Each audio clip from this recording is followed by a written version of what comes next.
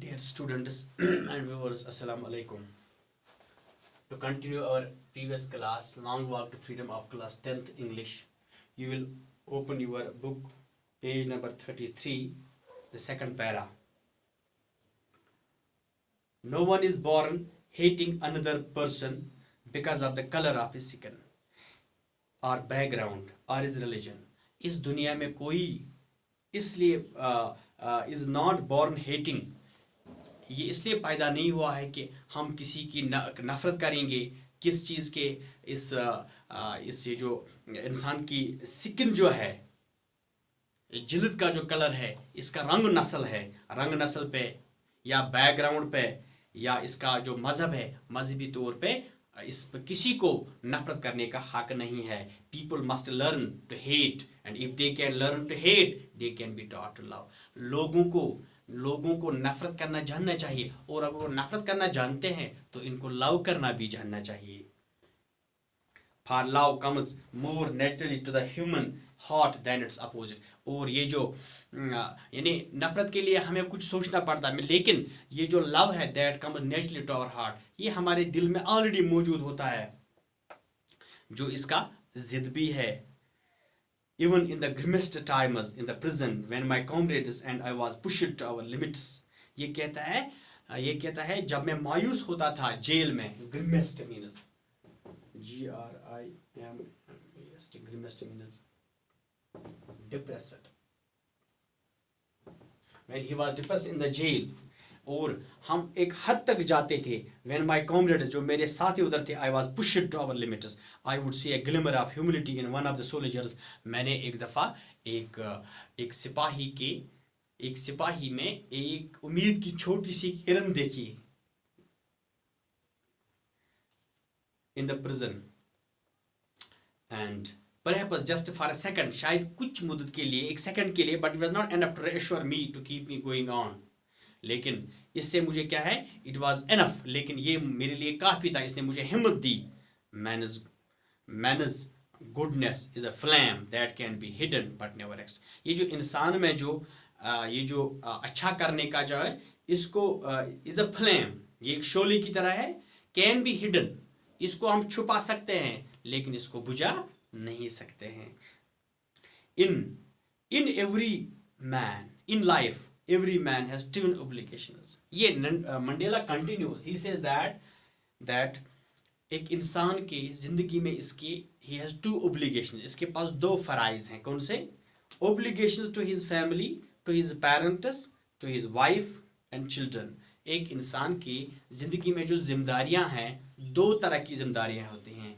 एक पहला वाला to his family, उसका जो घर है, फैमिली है, अयाल है, and to his parents, और इसके जो वालिदैन हैं, to his wife, उसके जो to his wife and children, उसकी जो बीवी और बाल बच्चे हैं.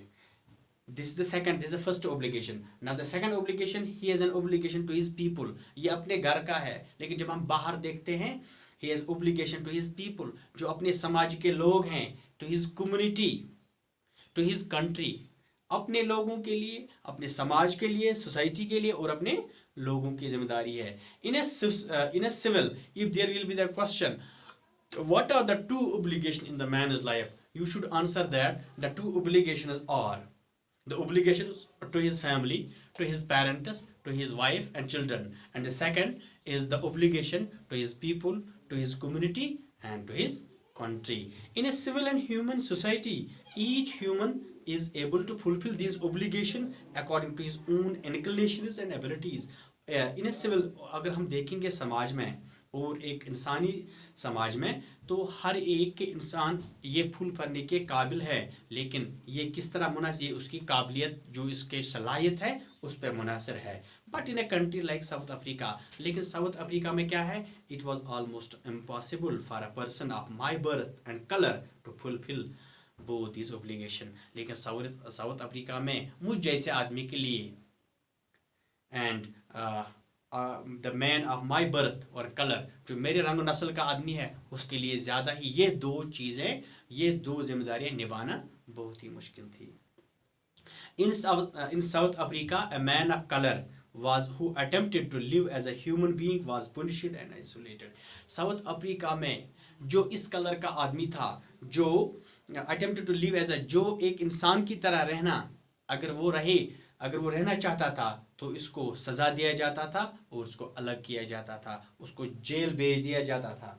In South Africa, who tried to fulfill his duty to his people. और साउथ अफ्रीका में जो भी इंसान, जो भी समाज का फर्द इन जिम्मेदारियों को निभाना चाहता था, was inevitably ripped from his family. उसको घर से भगाया जाता था, घर से बेघर किया जाता था अपने from his home, and was forced to live the life apart, a twilight existence of the secrecy and rebellion. और उसको बागी की तरह उसको जला वतन की जिंदगी गुजारनी पड़ती थी. I did not in the beginning to choose place my people above my family. लेकिन मैं पहले पहल लोगों को, समाज को अपनी फैमिली से ज़्यादा तरजीह नहीं देता था. But in attempting to serve my people, I found that I was prevented from fulfilling my.